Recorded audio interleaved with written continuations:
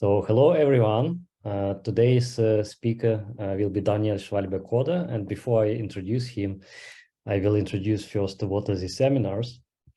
So usually it's a bit long introduction. Today we'll shorten it a bit. So basically, idea is that we don't just give lectures, but we also provide tutorials, which is a kind of unique feature of this seminar series. And the very nice thing about it is that you can play with it on Google Colab or just download Jupyter's later and play with it later.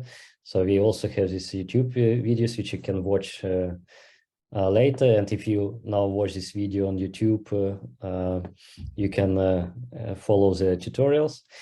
And more information about it is on this website, where we also collect some other tutorials. So this is kind of resource for people who try to use or learn machine learning in quantum chemistry.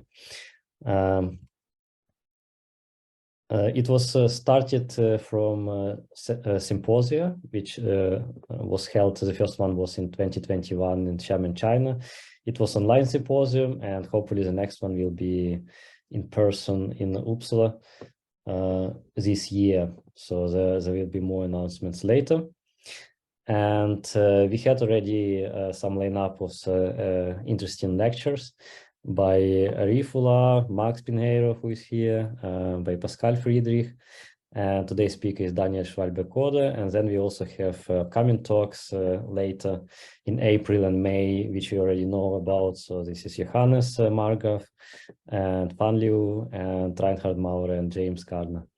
So as you see, there are sometimes two people because sometimes we have lecture and then tutorial given by collaborator or group member.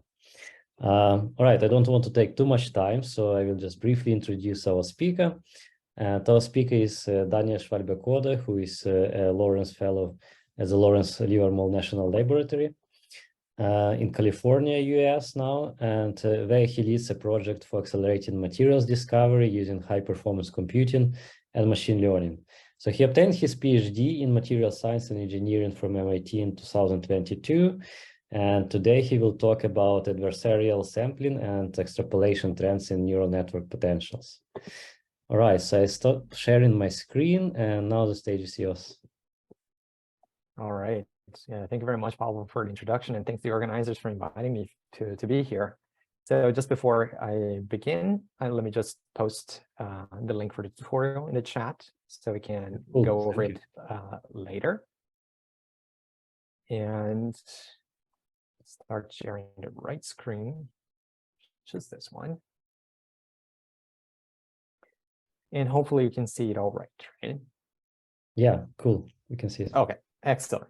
Excellent. So thank you very much for the opportunity to speak here. I look forward to discussing with you this current works I've been doing, I did in the past, and I'm doing now at Lawrence Livermore National Lab in the adversarial sampling, and a few extrapolation trends in neural network potentials. So just be brief with these overall introductions so we can jump into this into the tutorial later. And to do that, I just want to say that we're all familiar with the field, and we know that we can drastically accelerate simulations, atomistic simulations in general, by bypassing the traditional quantum chemistry or density functional theory calculations using tricks such as potential, and especially in this to predict potential energy surface. And especially in this talk, focus on neural network interatomic potentials, which are interesting for a variety of reasons, including accuracy and scaling. However, if you're familiar with the field, and if you try to train a neural network interatomic potential yourself, you're very likely to have encountered a situation like this one. So this is a video of molecular dynamics simulation driven by a neural network interatomic potentials.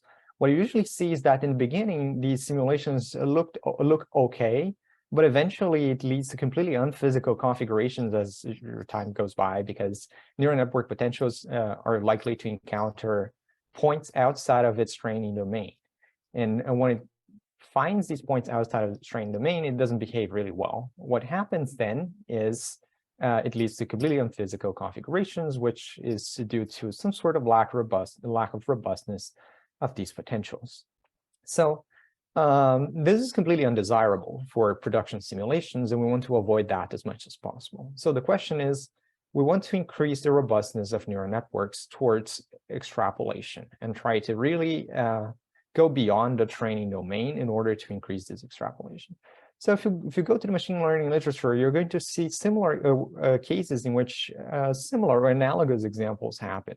For example, the case of adversarial attacks is well studied in the field of neural networks, especially in the case of computer vision, for example.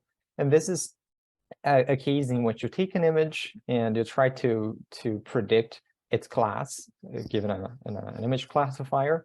But if you add a small perturbation to the input image, what you're going to see is that sometimes the perturbation is imperceptible for a human eye. So you can still see this image over here as a panda, but your classifier now predicts a completely different class with very, very high confidence.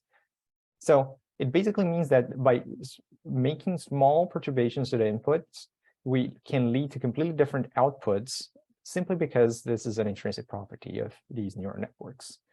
Now, there are many ways to increase the neural network robustness to adversarial attacks. And one of them here is to perform an adversarial training. In this work from 2019, the authors proposed a loss function that's like this. We basically have to find the neural network weights that minimize a particular loss function, and that's the perturbed loss function. So we're injecting perturbations, and these are not just noise, they're like targeted perturbations to the input at train time. And we're going to do it across the whole data set of study and across a set of perturbations which have maximum norm to be allowed.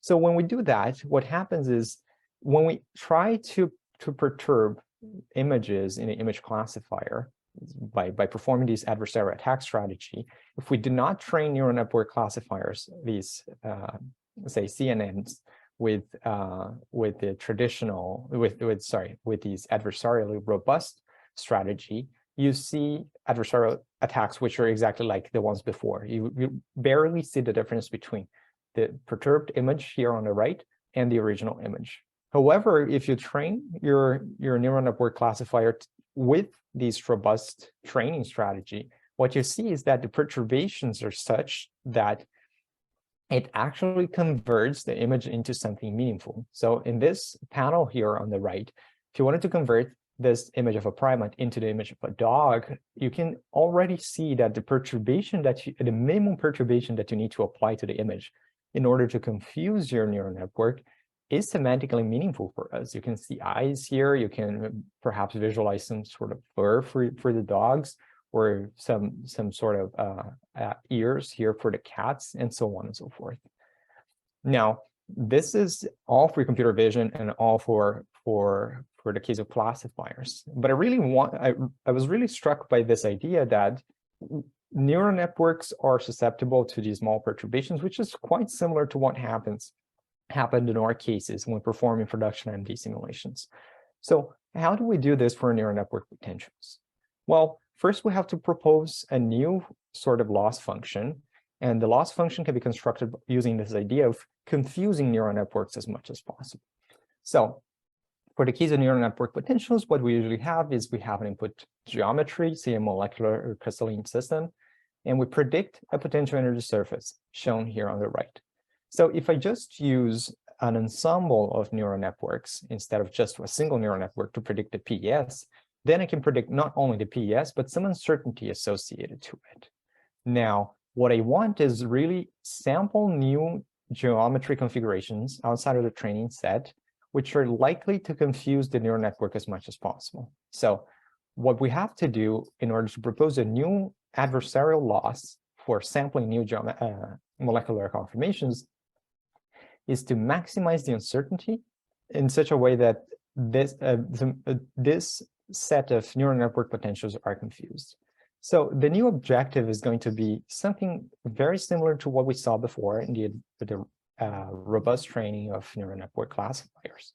So we're still going to find the neural network weights that minimize the perturbed loss function, but now there's a loss function of a regressor. And as you can see here, perturbations will be applied to the input structure, and also, of course, its associated energies and forces. And these energies and forces may come from reference calculations in an active learning loop. We're going to do it across a whole data set in our study for perturbation, set of allowed perturbations that have maximum norm. So if I had a toy example, just to demonstrate this concept, what I really mean is, say that we have a 1D double wall, as shown here in this particular slide. And we're using the blue area as the training data for our neural network potentials, okay? What we really want is we want to move away, sample new configurations away from the training set by increasing a little bit in energy and extrapolating a little bit, perhaps going towards the transition state, which is a good place to sample, but we don't actually want to diverge in energy. Otherwise, we might end up sampling completely on physical configurations, which are not likely to be seen in production simulations. And that's the opposite of what we want. So to perform an adversarial attack and sample new points in the system, we want to find points of not only maximum uncertainty, but also penalize going towards very crazy high energies in the system. And this last part, limiting the energy of your sampled configurations, will relate back to this delta, the maximum amount of perturbation we're going to be able to apply to it.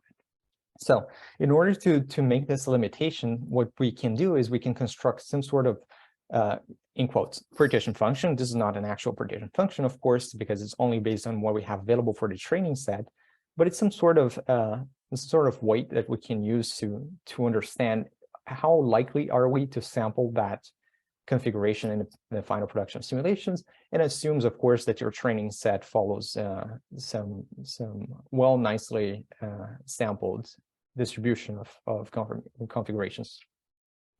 And then for a new system, for the predicted energy of a new system, we're going to predict what is going to be the probability of sampling that at a given temperature, given the energies of the training set that we know, and given a certain parameter of temperature.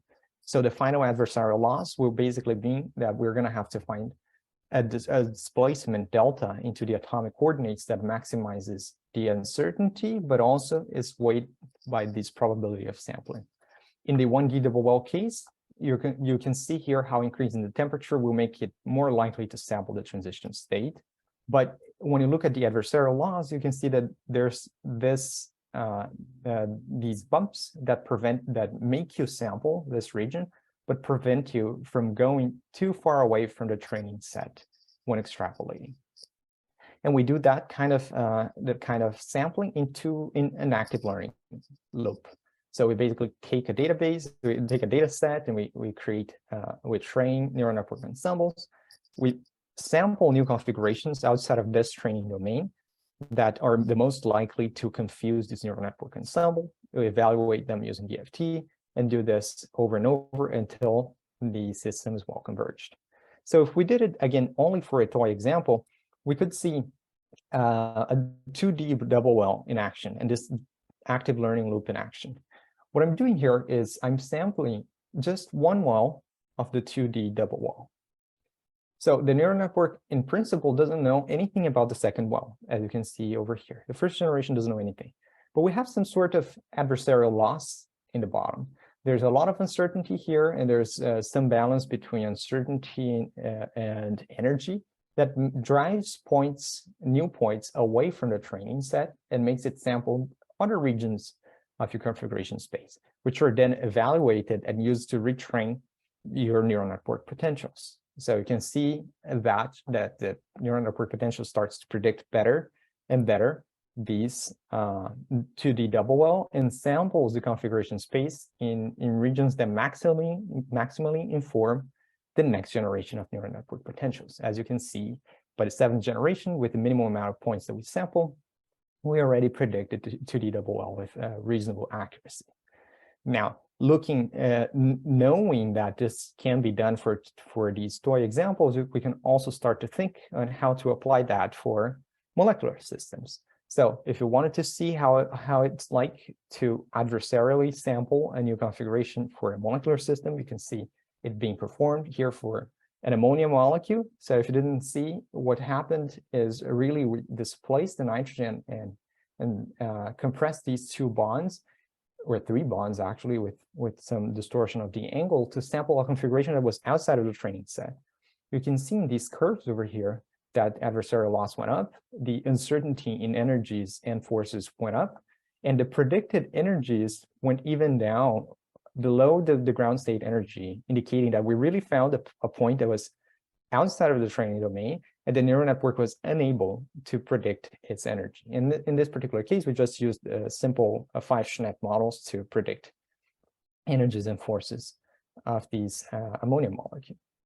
Now, it's easy to think about all of this in terms of simple molecules such as ammonia, but if you go to more complex systems, you can see and try to quantify how's data efficiency related to adversarial sampling in systems with high conformational flexibility and so on. So we created a data set of density functional theory calculations of zeolites with these molecules inside them to see if we can predict the dynamics of these systems using neural network potentials. So at first we sampled these configuration space using molecular AIMD and some random search, trained a single neural network to predict what are the dynamical behavior of these systems. And we found that only 77% of the trajectories were stable, meaning that they led to actual physical configuration. To compare, then, to try to do a traditional active learning loop with this, we performed more dynamics and added almost 5,000 more new points that were calculated using these neural network-driven dynamics plus DFT to retrain a neural network, and we still found about 92% of trajectories which were stable. Now, if we try to do it using a different strategy, which is the adversarial sampling strategy, we can do the same. We can start from the same set of data points and train a neural network committee, predict this stability in terms of trajectory. And now, instead of using traditional active learning loop strategies, we can use adversarial attacks to augment this initial data set, and then retrain your neural network committee. And what we found was a pronounced increase in the stability of the final trajectories, despite using 10 times less data points than the traditional active learning loop strategy, which led to much better simulations of the final zeolite molecule structures that we were interested in. Now, this is all very interesting, and now one of the aspects of this loop that we can try to discuss is how can we actually predict this data efficiency in machine learning potentials? Because in principle, we didn't know what's driving data efficiency in these systems. They're all the same models. The only difference is that this one in the bottom has ensembles, but this has better sample points, or points that maximize the uncertainty and thus are more likely to be more informative to your neural networks. So we can evaluate and probe these neural network potential models according to a series of metrics, to models, and to changes in the data set. For example, augmenting the data training set, proposing new neural network architectures, and then looking at all these different metrics that are available for us to compare these models, some of which include stability, for example, beyond just the accuracy errors. But now I'd like to focus, I discussed a little bit about the first one on the left, but I want to focus the last 5 minutes of this presentation on trying to propose new metrics that predict robust generalization and data efficiency of neural network potentials. So generalization overall is hard to measure across deep learning, the field of deep learning. In particular, in this field of atomistic deep learning, it's very hard to measure what is outside of the training domain or inside of training domain. So just to exemplify, one of the traditional benchmark data sets in the field is this HIP3BPA data set proposed by the group of Abashani. And what they did is they sampled this reasonably flexible molecule, small yet flexible molecule with these 3 main collective variables over here. at 3 different temperatures, at 300 Kelvin, 600, and 1200 Kelvin. And you can see very clearly that different configuration spaces are sampled when you perform these AIMD simulations.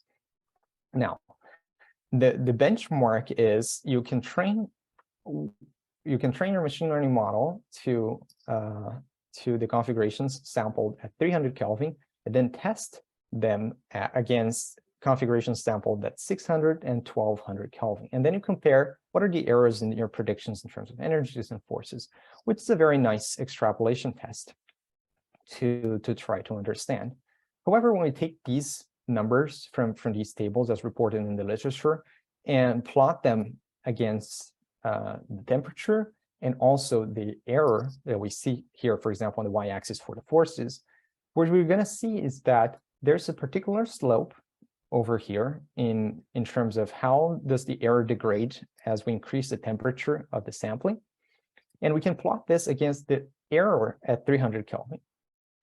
And what we found is that for various of these systems, including differences in hyperparameters for each one of these different architectures, the errors tend to follow a scaling relation. So it basically means that I am able to predict what's going to be the test error at 1200 Kelvin without knowledge of the actual, or without evaluating the model at the temperature, the configurations at 1200 Kelvin.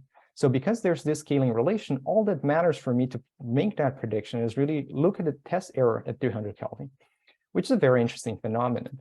Another interesting phenomenon and another interesting trend is that pre-training may help escape this particular scaling relation. You can see here that any models, when not trained at all at something that resembles the 3BPA, that's the NA2X model, it drastically escapes the scaling relation and has a low extrapolation slope.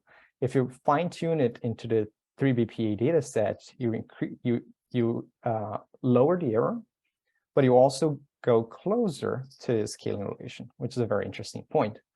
But another interesting trend is that we want to find out new metrics which perhaps are not following these same scaling relation.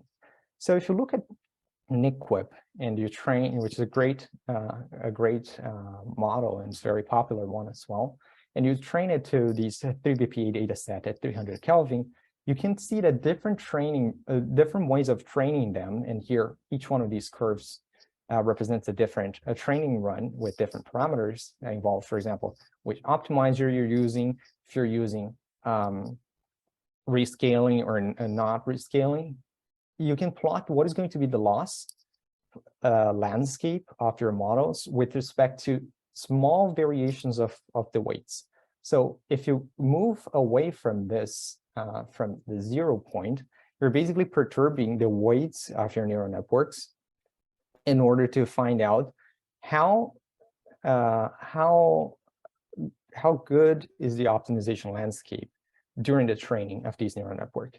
And what we found is that just by focusing on rescaling on NIQUIP, you can see that already the loss landscape is much flatter, much more flat, and much more favorable for optimization as we use rescaling as compared to no rescaling.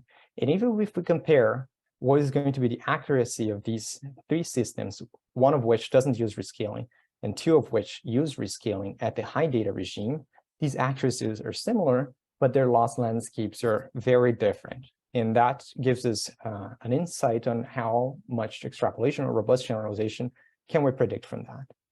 These loss landscapes can predict other interesting things. For example, why we should first train to forces rather than train to forces and energy at the same time. If you look at just the energy loss landscape, you're going to see systems with higher degeneracies and less favorable optimization landscapes. Whereas if we go towards the forces loss landscape, we're going to see much more favorable losses, which can help us drive our systems and train them to a more favorable regions of these optimization domain before fine-tuning it to energies. So we tried to explore a lot of different trends, such as robustness to noise, changes in loss landscape versus model, and even loss landscape versus hyperparameters, which unfortunately I won't have time to talk about during this presentation.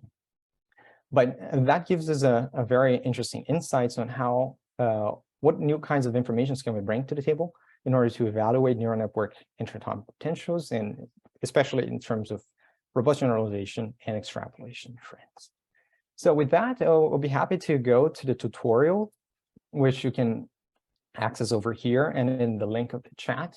We can just start running that right away. But before that, I'll be happy to take any questions you might have. Great. Thank you very much, Daniel. So may I ask the first question. So when you show that, you say that this adversarial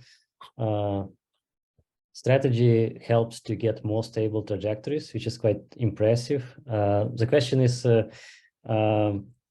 may be more stable in terms of if you look at whether they dissociate or not, but did you compare whether they are more accurate in terms of comparison to reference trajectories when you rerun the same trajectory with the same initial conditions, I mean, with reference method, and then compare to neural network trajectory with your adversarial strategy and compare to the standard one with neural network potential MDs? Yeah, so we didn't run exactly for each one of these trajectories. What we did was to compare the accuracy of neural network models trained on the original data sets plus the new sample data points against the entire PS that we had available. So knowing what was the shape of the PS and taking a few systems out of that training domain, just as a normal test set, we still saw that the adversarially trained neural networks were able to improve the accuracy at a much faster rate, that is with much fewer data points compared to traditional sampling methods. So basically you looked at potential energy surface later. Yeah. Okay, great, thank you very much. Does anyone else has questions? So let me check the chat. I don't see any questions. Hi. Yeah. Hi, Pavlo. I have a question. Yeah. Hi. Hello. Hi. Could you hear me now? Okay. Yes, I can hear you. Yeah. So hello, Daniel. Nice to listen to your talk. This is a very interesting talk. I mean, in some of my past work, I also get some confusing on how to do the proper sampling when we trying to build whatever machine learning service. I think all of us has a similar problem from time to time. And I maybe I miss a little theoretical detail in your talk. So if my understanding is correct, your approach is much more like you're trying to make an ensemble of neural network, trying to define some uncertainty from this ensemble of network instead of only choose a few of them, right? Then you're trying to pick up the most, let's say, while you check if some geometry shows the large deviation for all of this uncertainty from all of this ensemble neural network, you are trying to say maybe this point is not trustable. Then you're trying to add this part by using this particular trick. You are trying to improve your data quantity little by little. May I understand this correct, or I missed something? Yeah, you're correct in exactly what you said. The idea is, I don't know beforehand what are the best training points to sample, right? We might have a couple of, we might have a couple of heuristic strategies, and we can even do like enhanced sampling to try to better look at the potential energy surface, or many other ways to create this training set. But neural networks may act in ways that we cannot predict, and perhaps certain points actually lead to collapse of these predictions for some weird reasons. And so what I did is I avoided assuming certain behavior of neural networks beforehand. I let the neural networks decide what are the points that are most informative for sampling. And so that's why the adversarial strategy is basically an inverse sampling strategy that uses heavily uses these auto differentiation techniques in these neural network potentials. Okay, but the other things you needed to define a lot of the, let's say, a sample of neural network structure. So how to define all of this structure? Do you are trying to define all of this structure by some random approach, or you are trying to use some particular, let's say, approach like a Monte Carlo dropout? How to define this ensemble of neural network? Yeah, that's a good question. An ensemble of neural networks is basically that. We can take 5 different neural networks that have different random initializations. We can train them to even the same train test splits and even the same batches. And just because we have different initializations, they end up leading to different points of your final loss landscape. And that already leads to different predictions when it's outside of the training domain.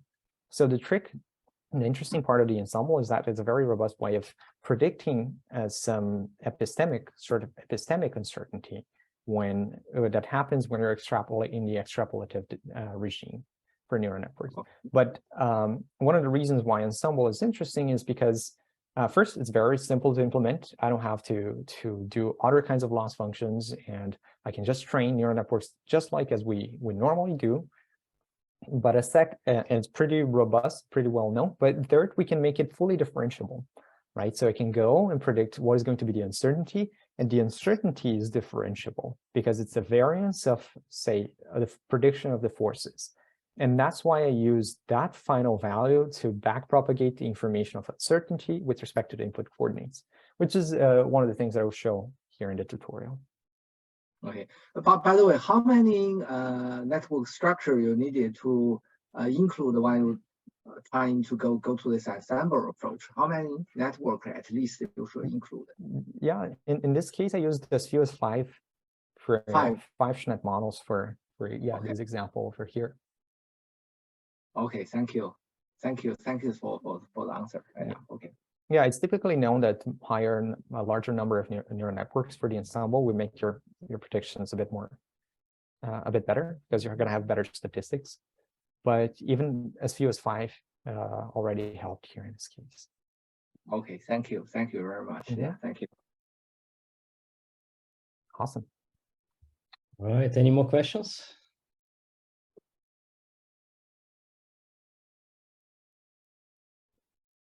I don't see. So Daniel, you can take a short break if you want, and then we can like grab some water or something. And then we can... Yeah, no, I'm happy to keep going. I mean, I think the GPUs in Google Colab are going to need a break more than I do. Let's. I'm just going to leave it running for now. Okay, good. So like to everyone, you can start following basically on your computers.